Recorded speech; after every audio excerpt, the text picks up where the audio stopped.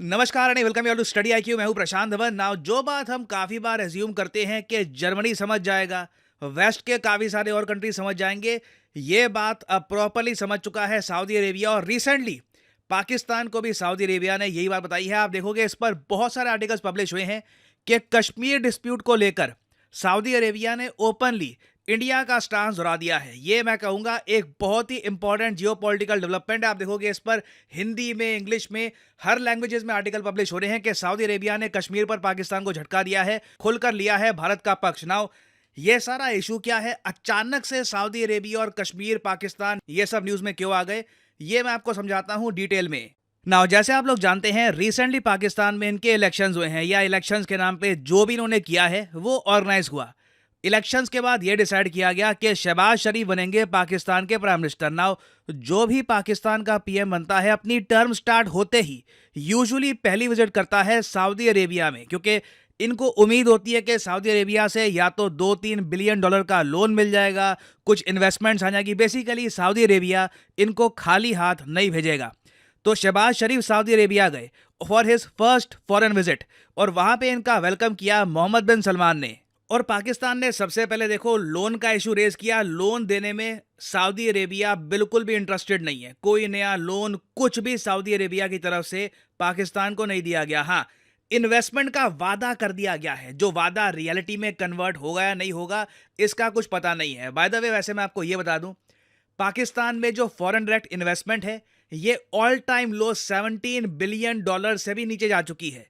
ये मैं बात कर रहा हूं पिछले फाइनेंशियल ईयर की। और इनका टारगेट ये है कि आने वाले 3 से लेकर 5 सालों में इनको 60 से लेकर $70 बिलियन की फॉरेन इन्वेस्टमेंट अट्रैक्ट करनी है। ना ये लोग कर पाएंगे ऐसा मुझे पता नहीं, बट एफडीआई मैं आपको बता दूं एक ऐसा एरिया है जहां पर हर कंट्री चाहता है कि मैक्सिमम एफडीआई उस कंट्री में आए। इंडिया का भी आपको पता होगा टारगेट है कि हर साल $100 बिलियन की एफडीआई हमारे देश में आनी चाहिए, और इंडिया में वो एबिलिटी है कि एक बार को हम इस गोल को अचीव कर लेंगे। मगर पाकिस्तान के केस में देखिए, जो ये $60-70 बिलियन का अमाउंट है ये बहुत मुश्किल होने वाला है, क्योंकि गिनती के 3 देश ही हैं जो पाकिस्तान में कुछ इन्वेस्टमेंट्स का मेंशन भी करते हैं।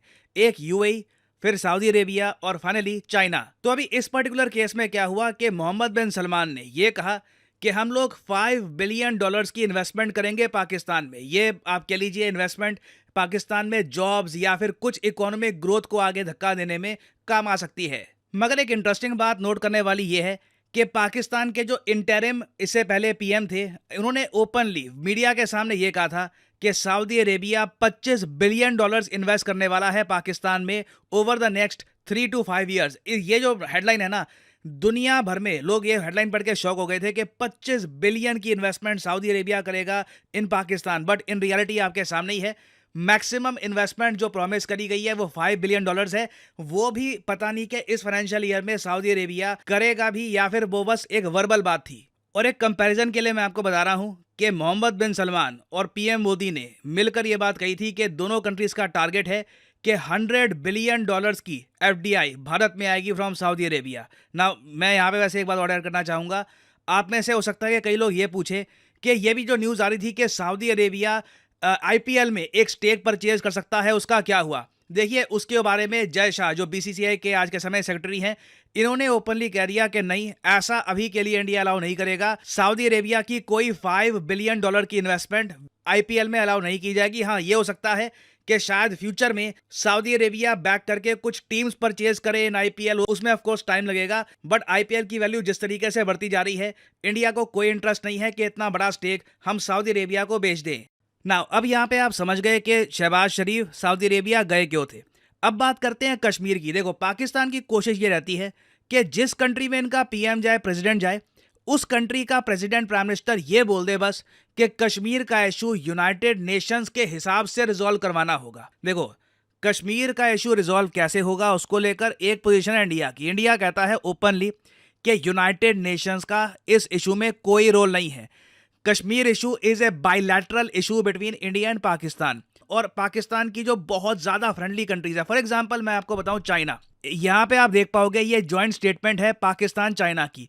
ऑलमोस्ट हर जॉइंट स्टेटमेंट में आप देखोगे सेम भाषा यहां पे लिखी होती है, जहां पे चाइना खुल के ये बात कहता है कि the Chinese side reiterated that Kashmir issue was a dispute left from history and should be properly and peacefully resolved based on UN Charter, relevant UN Security Council resolutions and bilateral agreement. Now ये बात India कभी भी accept करता नहीं है, इसलिए आप देखोगे जब भी चाइना पाकिस्तान के लीडर्स मिलते हैं और ये कश्मीर और यूएन की बात कर देते हैं, इंडिया ऑब्जेक्ट करता है। आपको याद होगा कुछ टाइम पहले जर्मनी की जो विदेश मंत्री हैं उनके मुंह से भी एक्सीडेंटली ये बात निकल गई थी कि हम चाहते हैं कश्मीर का इशू यूएन के हिसाब से रिजॉल्व हो, और इंडिया ने उसके बाद आपत्ति जताई थी और जर्मनी को फिर एक बड़ा यूटर्न लेना पड़ा और यह कहना पड़ा कि हाँ नहीं, कश्मीर का इशू बायलैटरली सॉल्व होगा। और यहाँ पे आप देख पाओगे उस टाइम का आर्टिकल है कि जर्मन विदेश मंत्री की irresponsible statement in seeing UN role in Kashmir. तो अब देखो, आप इमेजिन कर सकते हैं, चाइना खुल के कहता है कि यूनाइटेड नेशंस को इन्वॉल्व करो कश्मीर का इशू रिजॉल्व करवाने के लिए।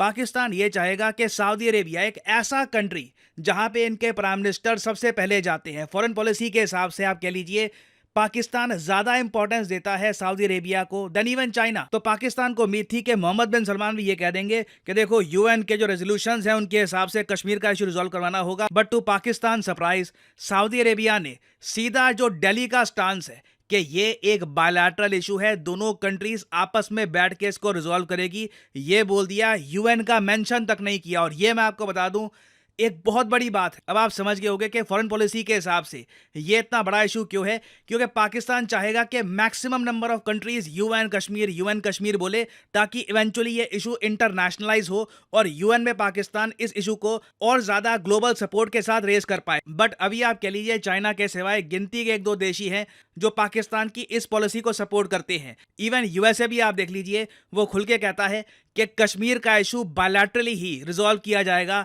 Between India and Pakistan. और यूएसए से ये बात बुलवाना कि कश्मीर एक बायलैटरल इशू है बहुत ही मुश्किल काम था। Through out 1970s 80s US काफ़ी बार पाकिस्तान का सपोर्ट करता था, कहता था कि यूएन को लाओ कश्मीर में, यूएन को इन्वॉल्व करो।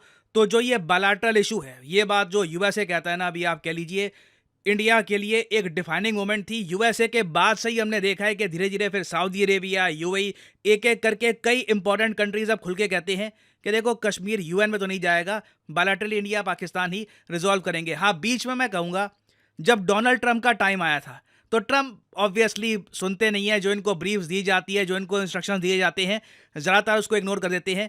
तो आपको याद होगा ट्रंप ने एक बार इमरान खान के साथ बैठकर ये कह दिया था कि मैं हेल्प करने को तैयार हूं, मैं इंटरवेंशन करूंगा कश्मीर इशू में।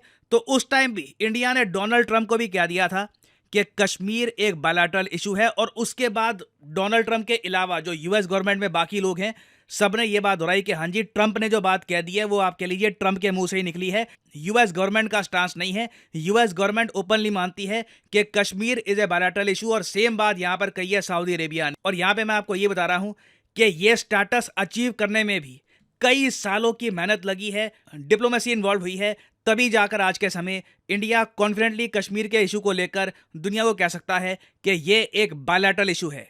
और फाइनली यहाँ पे मैं आपसे एक सवाल ही पूछूंगा जिसका आंसर आप सब लोग करोगे कमेंट सेक्शन में, कि हाल ही में इनमें से किस देश ने पहली बार, इतिहास में पहली बार पार्लियामेंट्री इलेक्शंस करवाए हैं। अब ये जो ऑप्शंस आप देखोगे, आप देखकर खुद ही सोचोगे, वेट, पार्लियामेंट्री इलेक्शंस पहली बार और वो भी इन कंट्रीज में? जी हाँ, ये हुआ है, वर्ल्ड न्यूज़ बनी है। बताइए सही आंसर क्या है? कुवैत, कतर, सऊदी अरेबिया या ओमान?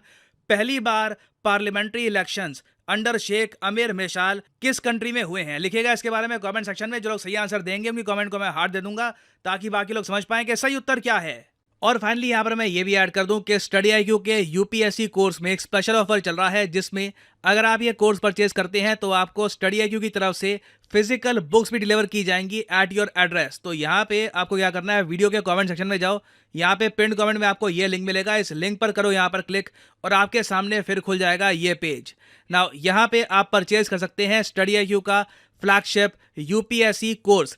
इस कोर्स के अंडर प्रीलिम से लेकर इंटरव्यू तक आपकी हेल्प करेगा स्टडी IQ। आपका प्रीलिम्स क्लियर हो जाता है तो मेंस के लिए आपको दिल्ली में इनवाइट किया जाएगा बाय स्टडी IQ। आप दिल्ली में रहोगे, आपका खर्चा स्टडी IQ उठाएगा, आपको 1-to-1 मेंटरशिप दी जाएगी, everything will be taken care of. और अब तो देखिए बुक्स आपको दी जाती हैं बाय स्टडी आई क्यू, जिनकी अपने आप में कॉस्ट 6,000 रुपीज़ है। और जो यहाँ पर प्राइस लिखा है ना इस कोर्स का, ये कभी भी पे मत कर देना।